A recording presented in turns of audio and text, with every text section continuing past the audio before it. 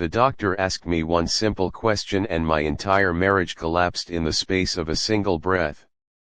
He asked if there was a history of a rare blood disorder on my side of the family, because our son Ethan had tested positive for a genetic marker that neither my wife Rachel nor I should have been able to pass down unless one of us carried a bloodline we had never claimed.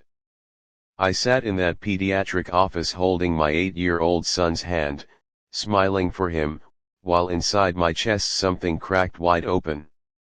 I told the doctor I would look into it. What I actually meant was that I was about to look into everything. My name is Daniel, I am 36 years old, and for 11 years I believed I had built a good life. A house outside Columbus, a wife who packed my lunch every morning, a son who thought I hung the moon. I am a claims investigator by trade, which means my career is built on noticing when something does not add up. I just never imagined I would turn that skill on my own family.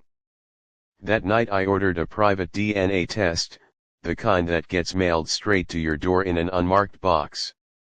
I told Rachel it was for a work training seminar on forensic genetics, and she barely looked up from her phone. 2 weeks later, the results loaded on my laptop while she was at her book club. Ethan was not biologically mine.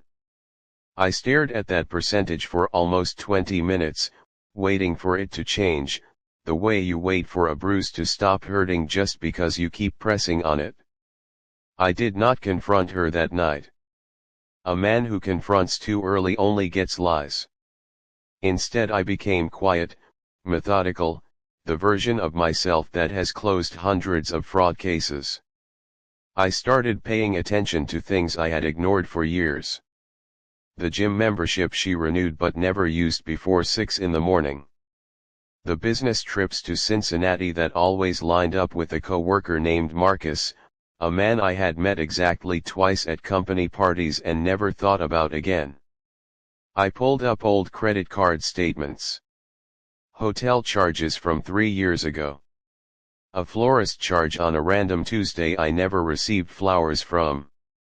The picture built itself slowly, one boring detail stacking on top of another until suddenly you are looking at something enormous.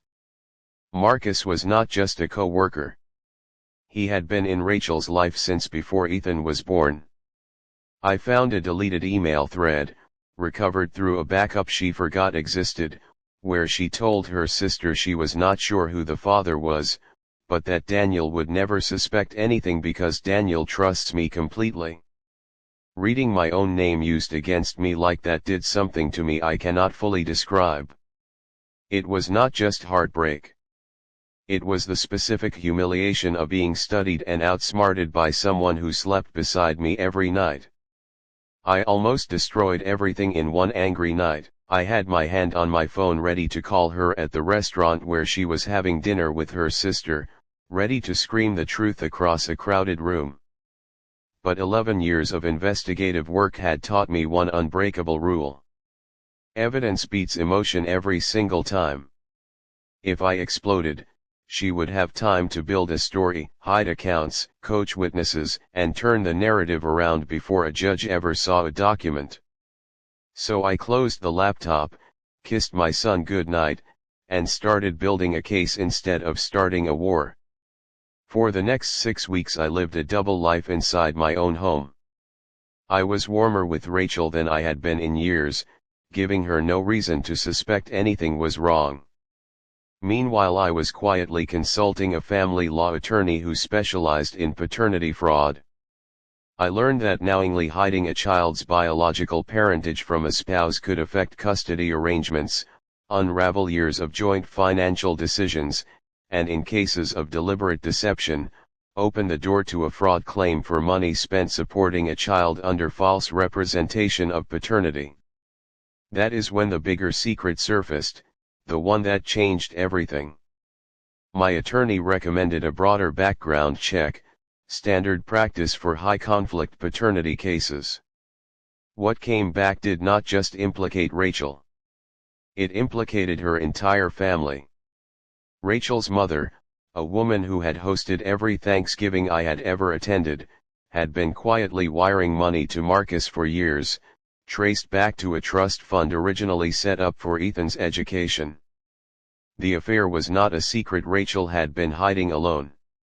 Her mother had known for years and had been helping fund Marcus's silence, terrified the truth would destroy the family's reputation in a town where everyone knew everyone. I sat with that information for 2 full days before I could even process it. The woman who called me son at every holiday dinner had known her daughter was raising another man's child with my name on the birth certificate, and instead of telling me, she had written checks to keep the lie alive. Once I had everything documented and legally organized, I made one call to my attorney and set the plan in motion. I did not yell. I sat Rachel down at our kitchen table on a quiet Sunday morning and slid a folder across to her. Inside was the DNA report, the recovered email thread, and a summary of the financial transfers between her mother and Marcus. I watched her face change color as she flipped through pages she thought had been buried forever. She tried denial first, then tears, then the classic line people say when cornered, that she had been planning to tell me eventually. I told her 11 years was not a delay, it was a decision.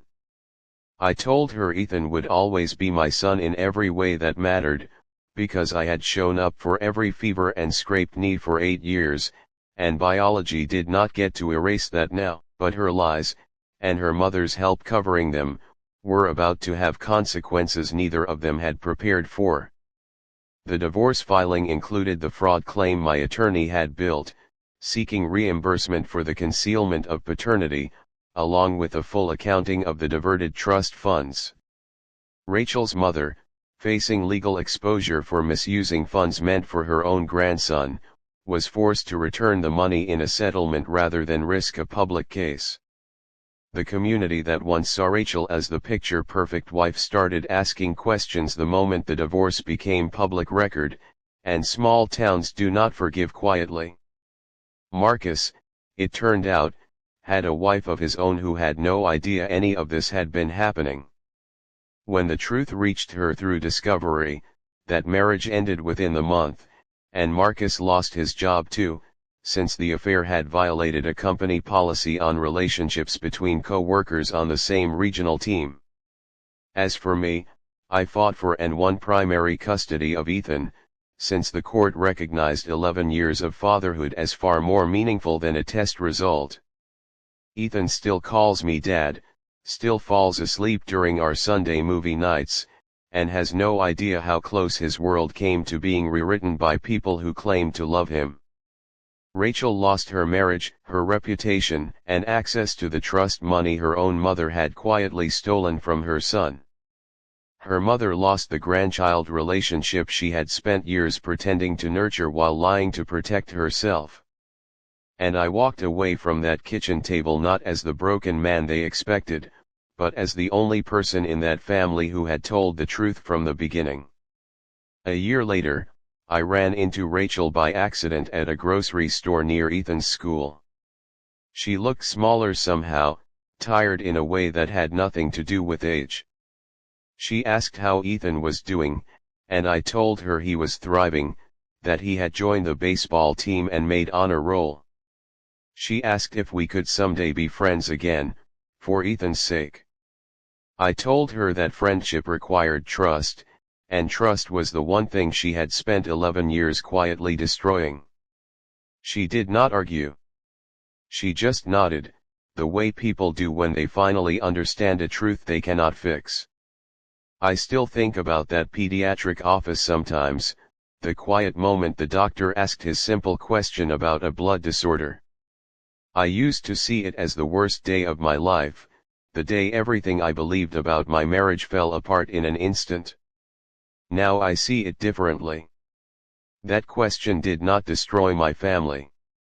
It revealed which parts of my family had already been broken for years, hidden behind holiday dinners and birthday parties and years of practiced smiles. It gave me the chance to rebuild something real with my son, on solid ground instead of a foundation built on silence. Sometimes the biggest betrayal is not the affair itself, it is discovering how many people around you knew, and chose silence instead of honesty, until the truth finally found its own way home.